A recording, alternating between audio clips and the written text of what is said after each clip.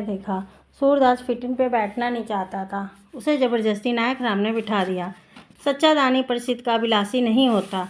सूरदास को अपने त्याग और दान के महत्व का ज्ञान ही न था।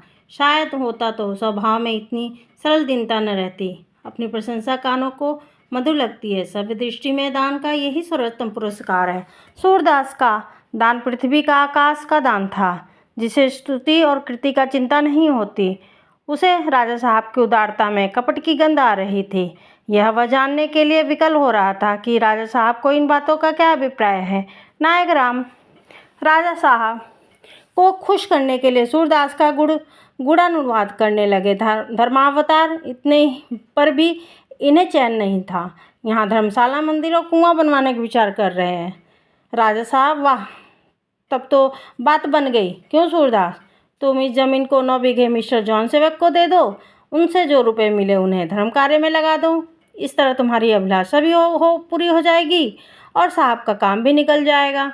दूसरों से इतने अच्छे दाम न मिलेंगे। बोलो कितने रुपए दिला दूं? नायक राम सूरदास को मौन देखकर डरे कि कहीं यह इनकार न कर बैठे तो मेरी बात गई।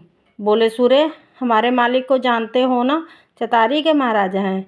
इसी दरबार में हमारी परवरिश हुई होती है। म्युनिसिपैलिटी के सबसे बड़े हकीम हैं। आपके हुक्म बिना कोई अपना द्वार पर खूंटा भी न गाड़ सकता है। चाहे तो सब इक्के वालों को पकड़वा लें, सारे शहर का पानी बंद कर दें। सूरदास, जब आपका इतना बड़ा अख्तियार है तो साहब को कोई दूसरी ज़मीन क्यों नहीं दिला देते? साहब, राजा साहब, जैसे ऐसे अच्छे मौके पर शहर में दूसरी ज़मीन मिलनी मुश्किल है, लेकिन तुम्हें इसके देने में क्या आपत्ति है? इस तरह न जाने कितने दिनों में तुम्हारी मनोकामनाएं पूरी होंगी। यह तो बहुत अच्छा अवसर हाथ आया है। रुपए लेकर धर्म कार्य में लगा दो। सूरदास महाराजा, मैं खुशी से ज़मीन न बेचूंगा। नायक राम, सूर्य, कुछ भंग तो नहीं खा लिए गए? कुछ ख्याल है किसके बातें कर रहे हो? सूरदास, पांडा जी, सब ख्याल है। आंखें नहीं हैं तो क्या अक्ल भी नहीं है? पर जब मेरी चीज़ है ही नहीं तो मैं उसको बेचने वाला कौन होता हूँ? राजा साहब, यह ज़मीन तो तुम्हारी ही है ना? सूरदास, नहीं सरकार, मेरी नहीं, मेरे माँ दादाओं की है। मेरी चीज़ वही है जो मैंने अपने बाह बल से पैदा की हो। यह ज़मीन मुझे धरोहर मिली है, मैं इसका मालिक नहीं हूँ। राजा साहब, सूरदास, तुम्हारी यह बात मेरे मन में बैठ गई। अगर और जमींदारों के दिल में ऐसे ही भाव होते तो आज सैकड़ों घर यूँ तबाह न होते। केवल भोग विलास के लिए लोग बड़ी बड़ी रियासतें बर्बाद कर देने। पांडा जी, मैंने सभा में यही प्रस्ताव पेश किया है। जमींदारों को अपनी जायदाद बेचने का अधिकार न रहे, लेकिन जो जायदाद धर्म कार्य के लिए है बेची जाए, उसे मैं बेचना नहीं कहता। सूरदास, धर्म अवतार, मेरा तो इस ज़मीन के साथ इतना ही नाता है, जब तक कि जीऊँ इसकी रक्षा करूँ और मरूँ तो इन्हें ज्यों का त्यों छोड़ जाऊँ। राजा साहब, लेकिन यह तो सोचो कि तुम अपनी ज़मीन का एक भाग केवल इसलिए दूसरों को दे रहे हो कि मंदिर बनवाने के लिए रुपए मिल जाएं। नायक राम, बोलो, सूर्य महाराज की इस बात का क्या जवाब देते हो? सूरदास, मैं सरकार की बातों का जवाब देने जोग नहीं हूँ कि जवाब दूँ, लेकिन इतना तो सरकार जानते ही हैं, लोग उंगली पकड़ते पकड़ते पहुँचा पकड़ लेते हैं।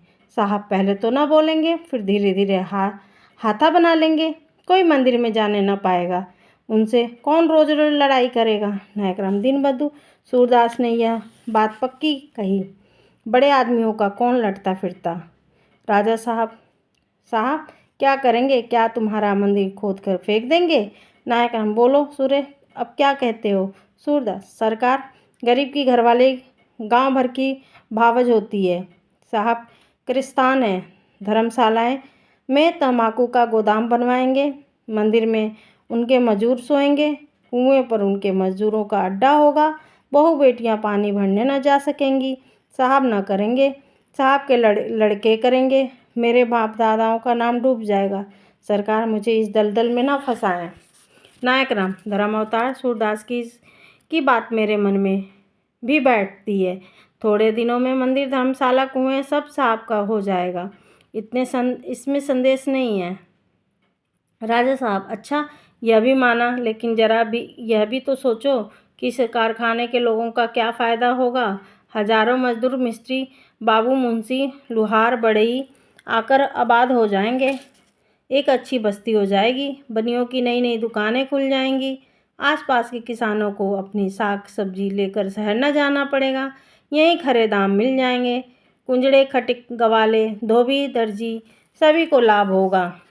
क्या तुम पुणे के भागी न बनोगे? नायक राम, अब बोलो सूर्य, अब तो कुछ भी नहीं कहना है।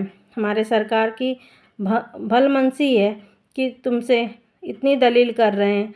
दूसरा हकीम होता तो एक हुक्मनामे में सारी ज़मीन तुम्हारे हाथ से निकाल देता। सूरदास भैया, इसलिए न लोग चाहते हैं कि हकीम धर्मात्मा हो, नहीं तो क्या देखते नहीं हैं कि हकीम लोग बिना डाम फूल सुअर की बात नहीं करते। उनके सामने खड़े होने का तो रियाय ही नहीं होता। बातें कौन करता है? इसलिए तो मानते हैं कि हमारे राजा महाराजाओं का राज होता तो हमारा दुख दर्द सुनते। सरकार बहुत ठीक है, कहते हैं मोहल्ले की रौनक जरूर बढ़ जाएगी, रोजगारी लोगों का फ़ायदा भी होगा। लेकिन जहाँ यह रौनक बढ़ेगी वहीं ताड़ी शराब का भी तो प्रचार बढ़ जाएगा। कस्बियाँ भी तो आकर बस जाएंगी। परदेसी आदमी हमारे बहू बेटियों को घूरेंगे। कितना अधर्म होगा। देहात के किसान अपनी काम छोड़ के मजदूरी के लालच से दौड़ेंगे।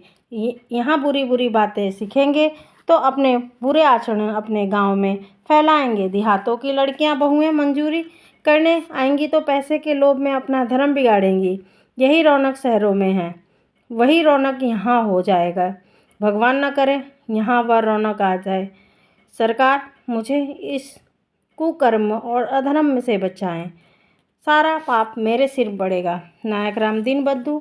सूरदास बहुत पक्की बात कहता है। कलकत्ता, मुंबई, अहमदाबाद, कानपुर आपके अकबाल से सभी जगह घूम आया हूँ। जजमान लोग बुलाते रहते हैं। जहाँ जहाँ कल कारखाने हैं वहाँ यही हाल देखा। राजा साहब, क्या बुराइयाँ तीर्थ स्थानों में नहीं है? सूरदास, सरकार उनका सुधार भी तो बड़े आदमियों के ही हाथ में है। जहाँ बुरी बातें पहले से ही हैं वहाँ से हटाने के बदले उन्हें और फैलाना तो ठीक नहीं है ना। राजा साहब, ठीक कहते हो सूरदास, बहुत ठीक कहते हो। तुम जीते, मैं हारा। जिस वक्त मैं साहब से इस ज़मीन को तय कर देने का वादा किया था, ये बातें मेरे ध्यान में ना आई थीं। अब तुम निश्चित हो जाओ, मैं साहब से कह दूंगा सूरदास अपनी ज़मीन नहीं देता। नायक राम, देखो सूरदास को किसी बात की तकलीफ़ ना हो पाए। अब मैं चलता हूँ। यह लो सूरदास, यह तुम्हारी इतनी दूर आने की मजूरी है। यह कहकर उन्होंने 1 रुपया सूरदास के हाथ में रखा और चल दिए। नायक राम ने कहा, सूरदास, आज राजा साहब की तुम्हारी खोपड़ी को मान गए।